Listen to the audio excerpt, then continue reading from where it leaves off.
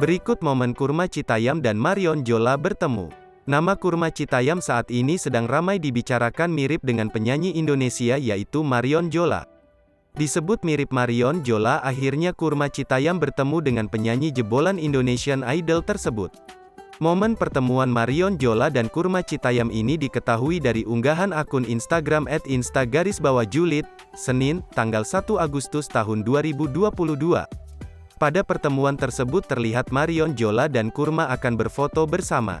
Saat itu keduanya memakai kacamata hitam yang berbeda. Marion Jola yang melihat perbedaan mereka pun meminta Kurma memakai kacamata miliknya. Penyanyi jebolan Indonesia Idol itu pun meminta lagi kacamata yang mirip seperti yang ia pakai tadi dengan timnya. Mereka pun akhirnya memakai kacamata yang sama. Kurma dan Marion Jola pun berpose foto dengan memakai kacamata yang sama. Momen pertemuan Kurma dan Marion Jola ini pun disorot netizen.